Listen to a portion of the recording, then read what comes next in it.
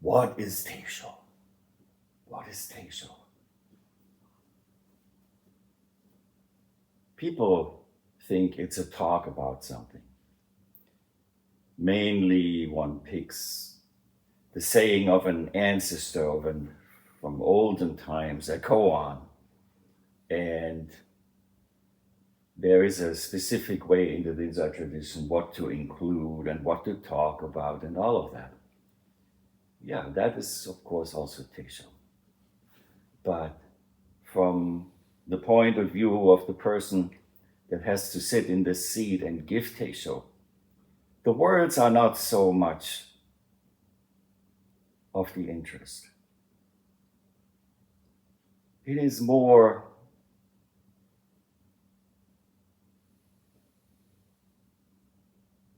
than words, much more than words. It's actually often that the words don't matter.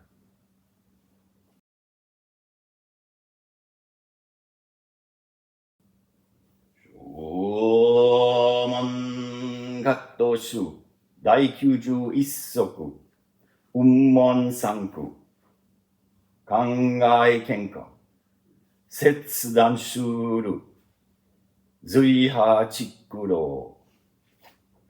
Entangling Vines, Case 91. Umon's three statements. The three statements of Umon. It covers heaven and earth like a lid on a box. It severs all flows. It rides the waves and sails the swells.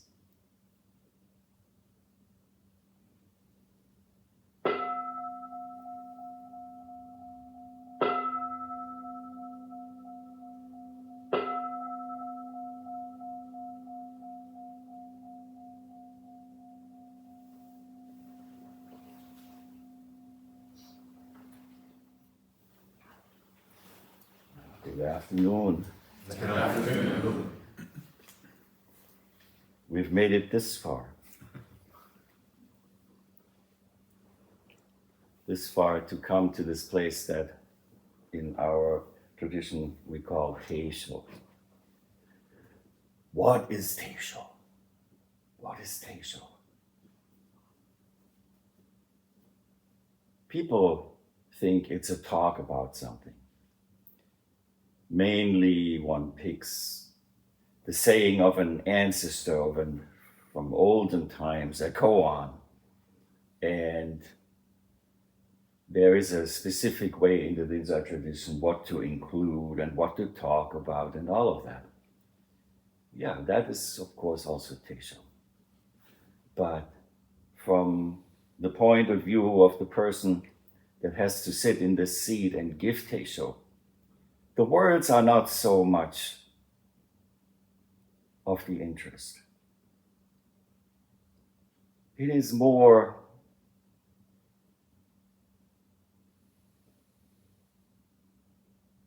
than words, much more than words. It's actually often that the words don't matter. When I studied under Chigan Roshi, who gave his Teisho always in Japanese, he sat in this high chair that's about, the seating surface is this high. It's a real high chair. And from up there, he presided over us who sat on the floor. And he spoke in Japanese, and then on a platform about this height, there sat the translator. And it was always the same thing that happened. Very interesting. All us Westerners sitting there, just the vast majority not being able to understand what Joshu Roshi was saying in Japanese, just because, well, he was very old, and so was his Japanese, and the terms used are very specific, and all of that, yeah. So the interesting thing was, one would expect all the monks to just sit there all the time and listen to it intently. But what happened actually is that when Joshu Roshi was talking, even the most sleepy monk woke up and sat straight. Then came the translator. and the people started falling asleep. And that's really a quality that I hope we all as human beings can develop. That we have this presence of being alive and being a person in this world. That just the person you meet without any explanation, wants to hang out with, or at least be friendly to. In the very beginning, when there were no translators in the early 60s, the students told the stories that, well, I went into Doksan, which was called Sanzen, with Joshu Roshi, and he talked at me. He said this and this, and I did not understand a single word. But I knew I had to come back. So, manifestation, right? What an interesting word.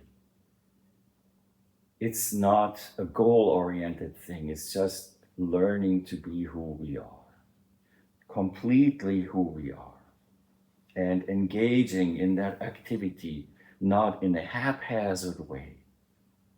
If we haphazardly participate, it's like uncultivated, It's like the mixture of all our animal instincts, our desires, our greed, our likes and our dislikes together. And that's like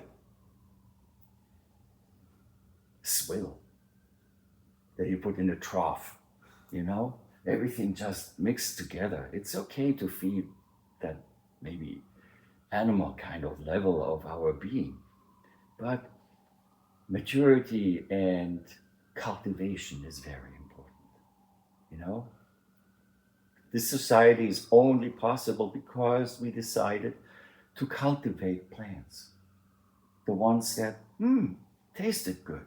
And not only that, there were some that tasted good, and some of them actually fed you till the end of your life, like you ate that plant and an hour later you died. So we figured out that way that there is cultivation, agriculture, culture, all of that comes just through cultivation. This is what the human evolution of spirit, let's call it, is about cultivation. And boy, do we need it. There is so much to be cultivated.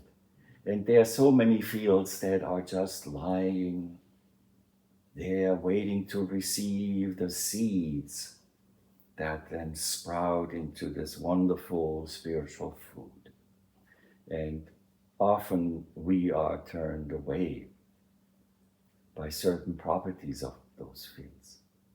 I don't know if any one of you has ever spent some time in the Alps, or let's say in southern Germany, or that area.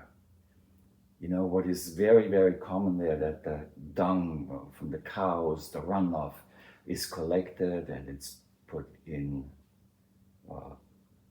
inside a tank that is put behind a tractor, and then you go across the fields and you spray it everywhere. It's quite a pungent smell, but it makes it really, really fertile. So sometimes in your zazen you might find such a field of yours, and you take one whiff of it, and you probably think, oh no, thank you, I'm not going to touch this. But there's a lot of fertile ground. The more it stinks, the better it grows.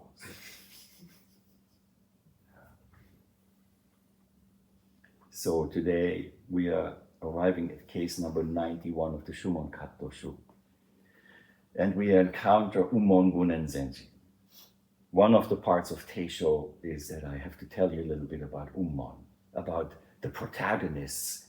Teisho and, let's say it this way, koans sometimes are almost like a set foreplay, where you have characters appear, interact in specific ways, were sometimes even props.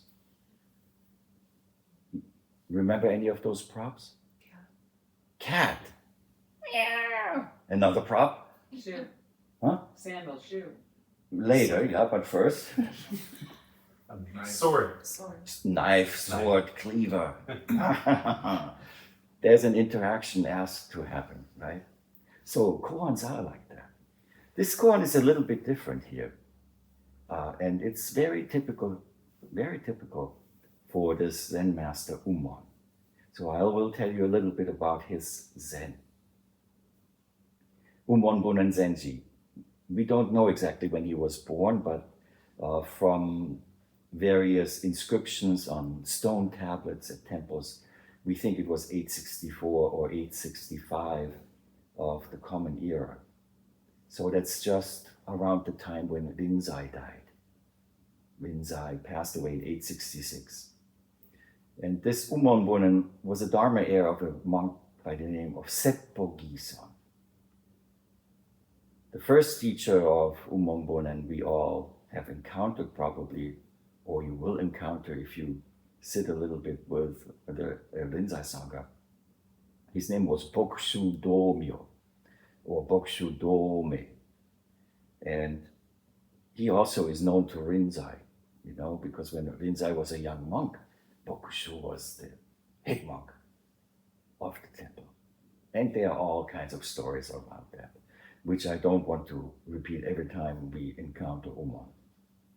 But one of the famous ones, of course, is Umon Bokushu encountering each other. And since we heard the word sandal, Bokushu made sandals. He was a sandal maker, and he actually did that far away from the temple, and so Umon had to seek him out, wanting to study with him. And so Umon comes to that cottage somewhere in the middle of the woods and asks to be let in. Bokushu opens the slider and instantly grabs Umon. Speak, speak! What did Umon have to say? So Bokushu just pushed him away and closed the door. That was rather unsatisfying for Umon. So he went back into the forest and sat a little bit, and maybe tomorrow is a better day. Let's try again. The same scene basically plays out. Speak. Away with you. Well, 3 times is a charm, right? So I don't know if you sometimes sit at the Doksan bell and make these plans. I know exactly what I will say or do once I get it. Yeah? And that's what Umon did on the 3rd time. He knew exactly what he was going to do. And or say, but of course it didn't work out. And Bokushu opened, he grabbed him, speak, speak. Umon couldn't say anything, but before he could push him away, Umon had the brilliant idea of sticking his leg in the opening. And Bokushu closed that heavy door. And Umon went, ah! Bokushu opened and said, come in. So this very first unconceived utterance of being, in this case, prompted by, it probably hurt a lot, by pain, made Umon manifest himself fully. There was no doubt. There was no hesitation. There was no scheming. Nothing was conceived. It just freaking hurt. And as a living being, Umon reacted just in the way that probably any human being that, or even any being that has the quality of being able to voice sounds does. So very, very interesting, this way of learning. Now, if Umon had thought, okay, I'm gonna go there, and when he opens up, I'm gonna stick my leg in, so he can't close the door. Maybe he had that in mind. I don't know. But it would have hurt the same way. So let's talk about Umon and his way of teaching. One shout here had created a deep experience for Umon in this interaction with Bokushu. But we find then later in Umon's expression very, very clearly a connection to this directness, often replying to questions that he asked himself. You will read many koans where it says, Master Umon asked the assembly, blah, blah, blah, blah, blah. And then before anyone can answer, he answers. And often he answers just with one sound, one character when written down or written out, or 4 characters. So, but very, very concise, no explanation. So let's hear what Master Umon taught his disciples. Once someone asked Master Umon, what is my central concern? The Master said, I have sincerely accepted your question.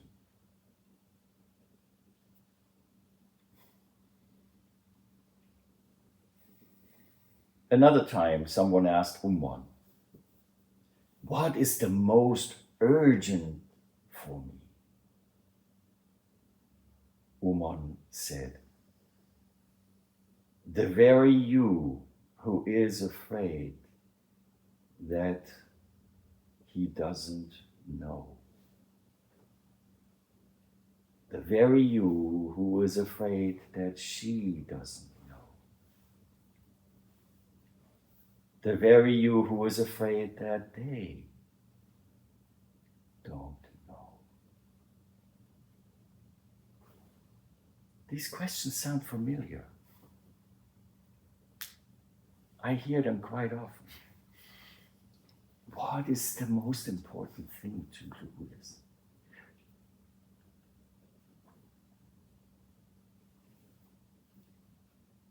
What is the most urgent for me? As if I could tell you. And if so, it's cheap words. It might be a manifestation of the understanding that the person answering can give. But you gotta find out yourself. And that's not because we want to make it hard for you. That's just the way it is. Nobody would think to come into Doksan and say, oh, Roshi, I drank a lot of water. Could you please go and take a leak for me?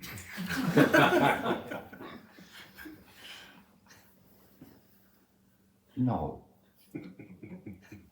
It doesn't work that way. This immediacy of having the experience is really, really important. So Umon his style is guts, not brain. Guts. Guts. Not talking a lot. Not explaining a lot. One day someone asked Master Umon, When you make offerings to the arhats, do they appear? Umon answered, if you don't ask, I don't answer. The questioner insisted, please, master, tell me. Umon said, join your hands in greeting in front of the main gate and offer incense in the Buddha hall.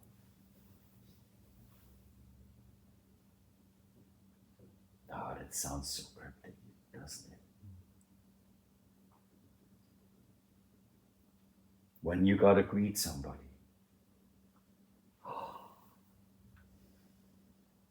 just bow to them. If you're grateful for something, just manifest a token of great gratitude. And it doesn't have to be incense. It can be, thanks, man, I appreciate it.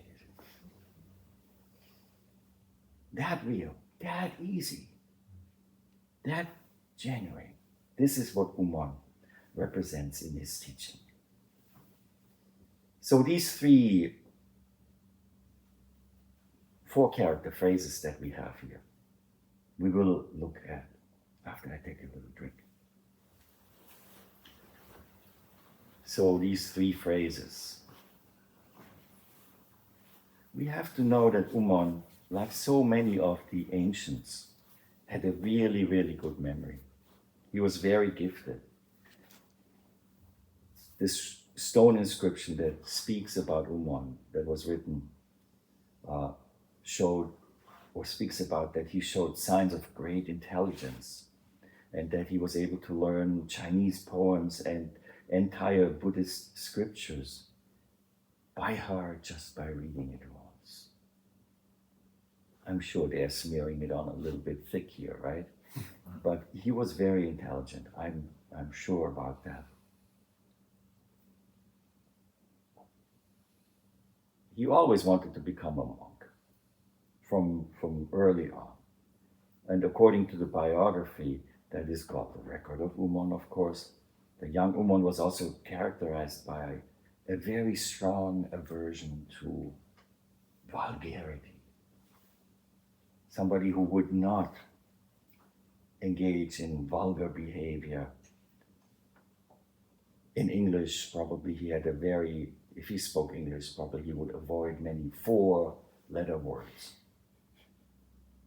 He wanted to be an exemplary, and he was quite eloquent. It's interesting that switch from first being eloquent and going through all of these trials and then not saying much anymore. One of those one-word answers is, does anyone remember anyone?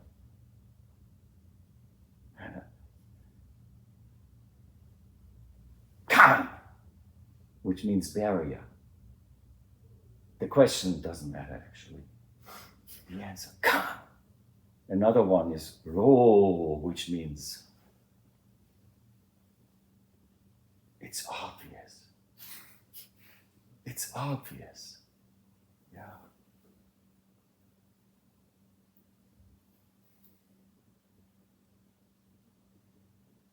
He called it what it is.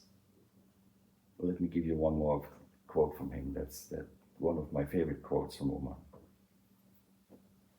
Because, Teisho, you might now, I wish I had a little thing. I wanted to write that down. Or I wish I had a memory like Umon and that I could just remember this, what was said, because for whatever reason. So Umon he just called it out what it is. And he said to his monks, to his nuns, to his practitioners, you must neither fall for the tricks of others, nor simply accept their directives. The instant you see an old monk open their mouth, you tend to stuff those big rocks right into yours. And when you cluster in small groups to discuss these words, you're just exactly like those little green flies on a piece of shit that struggle back to gobble it up. What a shame.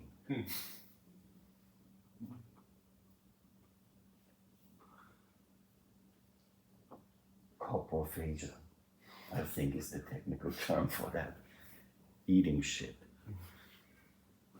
It doesn't mean, again, pointing to the fields that smell. Some of them are fertilized with the most wonderful smelling words. Still, they might be quite fertile. And even those flies, the little green flies, feeling attracted to Mr. Hanky, they have their place. So, what might we have to say about these three favorite phrases? The first one.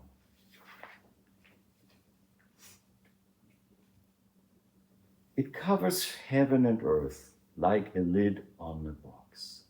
That's the translation that we find in Yuho, Tom Kirshner's translation.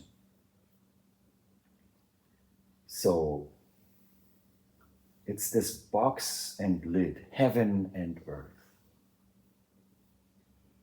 What is box and lid?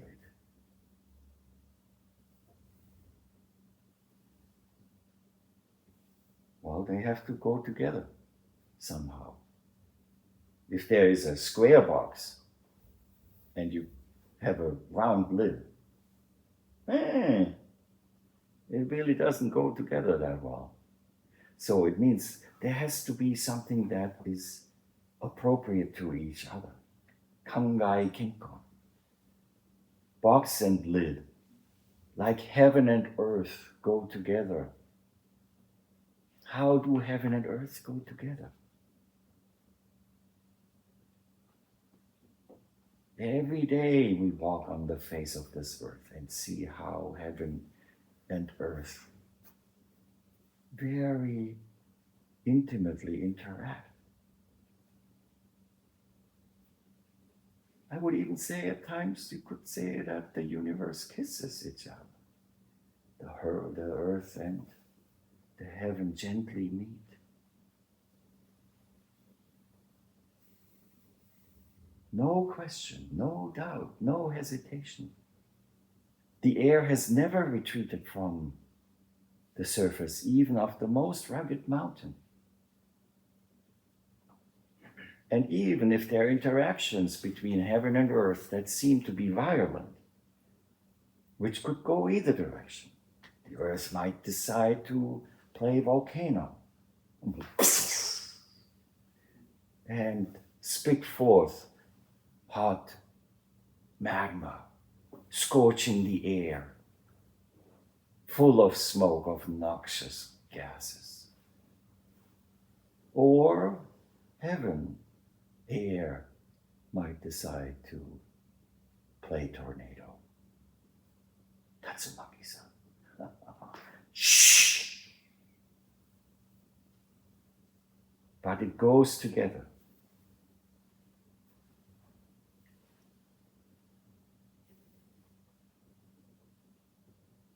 So the first phrase here is a pointer for us to learn and to cultivate the ability to shapeshift into the shape that the moment demands, that the moment shifts into. I mean, we all experience that. We all know that. And we are all wonderful shapeshifters. I'm pretty sure everybody this morning was lying in bed, sleeping. And suddenly, we all woke up. We all awoke.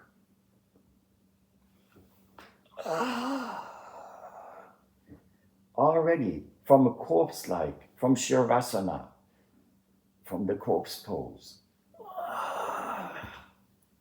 into a moving, a stretching. Seeing, smelling, tasting. Then we shapeshift into the next thing. Could be having a glass of water, could be going to the bathroom, it does not matter. And so on, without any difficulty, all of that. What we call, is there a word we call that? Ordinary. Ordinary things happen. It's the wondrous activity of shapeshifting. And then we get to that place where we are being asked to do something that we don't want to do. I'm sorry, sir. I'm sorry, not sir, but I'm sorry, buddy, but you're fired. I'm sorry, you have to be laid off. And with that comes resistance, and it turns into a difficult transition. That's where we can learn. The earth doesn't find it difficult when the thunderstorm comes or the tornado turns against it. It looks like against, but really not. It is with. Heavens does not reject the ash that is blown into the atmosphere. So, Kangai Kinkon, box and lid, heaven and earth, perfect harmony, oneness, in accord with the way. Actually, the Kangai Kinkon also is applied to koan practice. The koan is the box. The koan is the box. And now, the lid is not the answer or the resolution to the content, to the koan. It's the content, the circumstances, the shape of the box. There's another practice we do here when we engage in this formal koan practice is we start once the shape of the box is clear and there's no doubt left about it, then there's the activity of finding what we call a capping phrase, jakugo. A capping phrase is a saying from a specific reservoir of predetermined sayings from old masters, where we have to find the right lid that goes onto the box to make it complete. It's a very interesting practice. It's almost a practice that maybe you can relate to when you think about preparing a wonderful meal. And then to top it off, you get to select which wine will complement it the most. So that's a practice we do here too. Kangai Kinkon. Then the next one, Setsudan Shuru. It severs all flows. It severs all flows.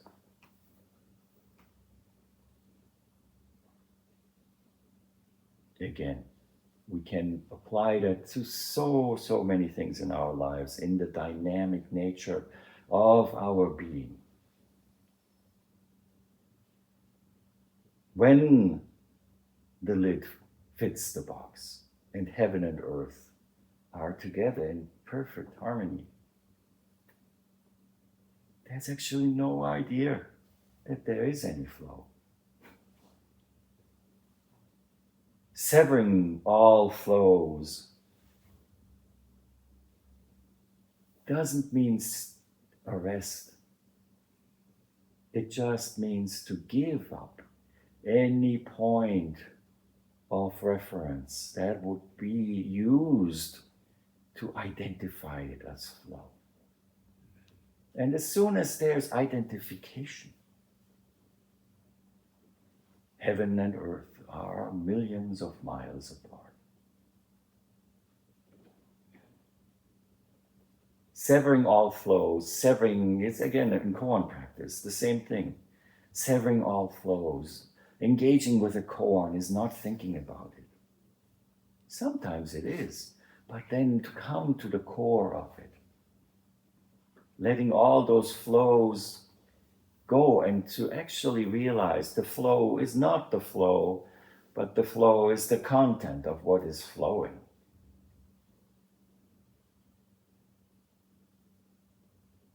Our human mind is very, very attracted to the content of that flow. And it gets mixed up in the content. But what we study here is not the content, but the principles and the activity of flowing, of dynamic appearing and disappearing, functioning. And functioning that is functioning of lid and box and heaven and earth is a functioning that does not know of itself.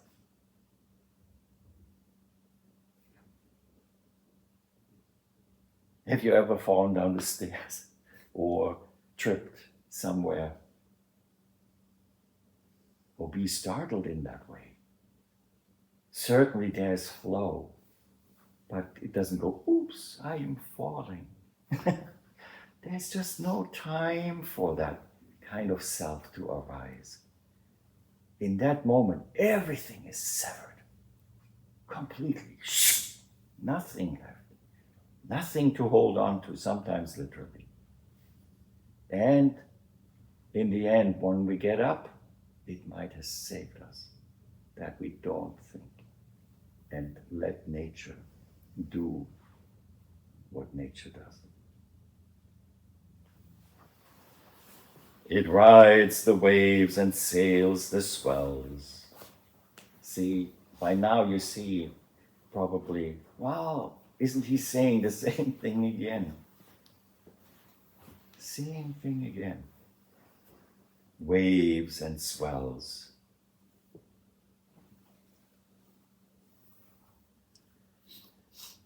The fluidity that is being expressed here is of immense importance to our lives. Sailing the swells and riding the waves while there is no idea of flow, of separation. When you read the Zengaku Daijiten, the great dictionary of Zen, and you read about Umon Sankai, then it will say, it also describes the functioning of an ideal relationship between a Zen teacher and a Zen disciple, covering heaven and earth. Nothing is left out. They are appropriate to each other like a lid in the box. The teacher severs all the flows in the thinking of the disciple. And of course, that is the disciple's work to sever those flows. And that relationship rides the waves and sails the swells of the energies that come in it, whatever presents itself. I would go so far as to extend it to a way we should learn how to sail this world. In this being appropriate with heaven and earth and box and lid. In being appropriate in every relationship we have to be open enough, to be perceptive, to be receptive, to be full with our intuition, not with judgment, but with openness. by allowing ourselves to sever all the flows of preconceived notions, of stereotypes that come into our mind right away. And every relationship is like riding waves and sailing through the swells. And we know that sailing is also something that is cultivated. You sail in an appropriate way, you will not capsize. Otherwise, you better swim.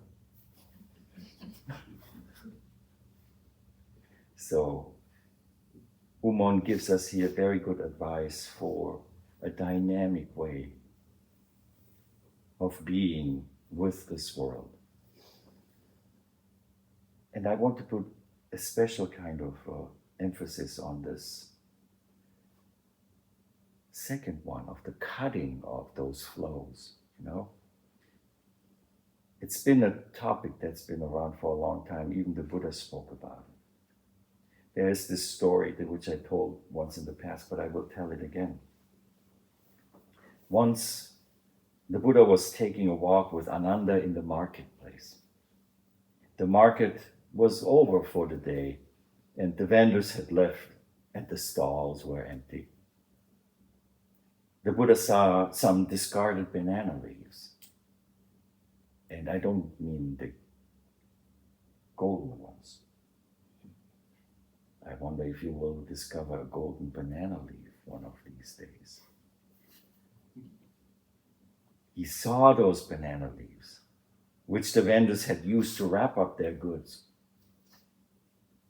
They were just thrown to the floor. So the Buddha asked Ananda to pick one up and inspect it. Ananda picked it up and the Buddha asked, "Can you see anything inside this leaf?" "Oh no, world-honored one, I don't see anything. It's just a leaf." "What do you smell, Ananda?" "Salted fish, world-honored one." Ananda picked up another leaf. "Jasmine flowers." "What does that mean?" the Buddha asked. Ananda, as quite so often, was perplexed. The Buddha said, "You cannot see the fish or the flowers, but you can smell the things that are left over, the residue, the perfume. And those banana leaves are our mind. Our mind, whatever we wrap in our minds.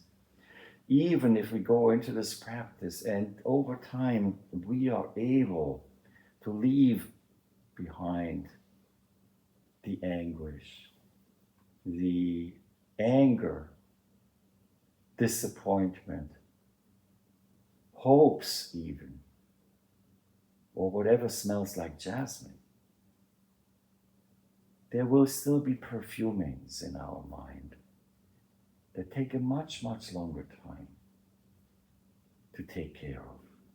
Predispositions, habituations, latent tendencies, habit energies, all of that, those subtle tendencies in the mind that were caused by long exposure to certain positive or negative stories, objects, culture, physicality even. That is a very subtle form of the klesa, of the obstructions, It starts with how we use language. Just take a little, these counters where people counters or car counters where you just press down with your thumb and it increments by one number? Get one like that. And every time you encounter the word I, click it. Me, click. Mine, click. Maybe you don't need the counter. Just do it for 1 minute and see how far into the double digits you get. So that, for example, linguistic habituation. Language is a way to separate the world into self and other. Language is a way to validate or evaluate the world. Concepts and expressions. It's such a difficult thing to let specific expressions go. When you come to America, as I have come, and my English was terrible. I failed English in school. You know, I had to repeat one grade because English is a foreign language. I failed. But you learn all these expressions. And then, so I had this experience of growing up as a grown-up in the English language. It's a very interesting thing. And you take on expressions. And then exactly what you have to do is, from this point of practice, go with it and look at it really, really carefully. Because a lot of our language here is martial. There are so many acts of violence that we perpetrate by using specific expressions.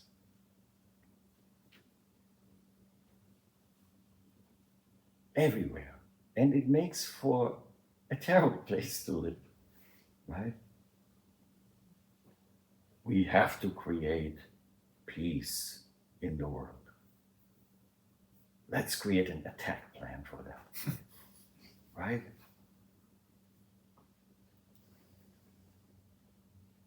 All of that winning and losing, cutting, or even half an hour. I don't know how to kill the time. Wow. All these expressions everywhere.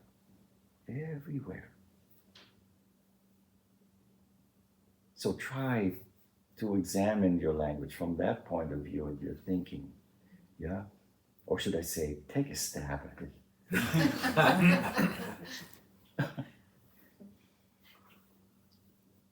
It makes reality. This is the salted fish. The banana leaves are what they are. And eventually they will be golden through the practice. It's an ongoing thing. Now, before I end, I just wanted to make one interesting note here, because we live in interesting times, which we will hopefully be able to talk about tomorrow. You know, there is anyone an avid reader, maybe even sci-fi, anybody interested in sci-fi literature? America is such a wonderful sci-fi place. There's an author by the name of Dan Simmons. Dan Simmons, he wrote four novels that are put together, and they're called, 4 books, the Hyperion Cantos. You know? 1989, the first book was called Hyperion. 1990, The Fall of Hyperion. Then 1996, Endymion, and 97, The Rise of Endymion. This Hyperion, these books, they describe actually a pilgrimage of people, of human beings seeking to ultimately enter, I think, the tombs of time. And the interesting thing is that in the book, The Fall of Hyperion, in chapter 33, he introduces a very interesting character. Before I give you that character, let me also note that the first book was structured in the same way as the Canterbury Tales. Yeah, so multiple timelines and all of that. So, but in chapter 33 of the second book, he introduces a very advanced AI. And the AI is named Umon.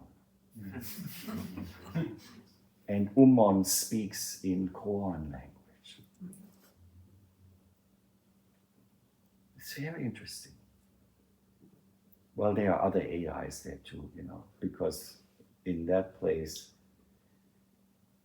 technology is trying to understand humans.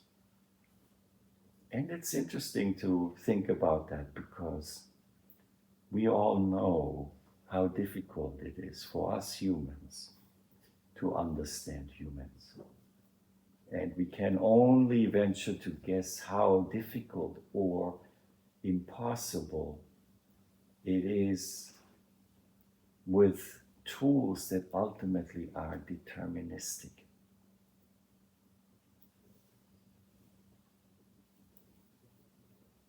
To create something that really would be human intelligence.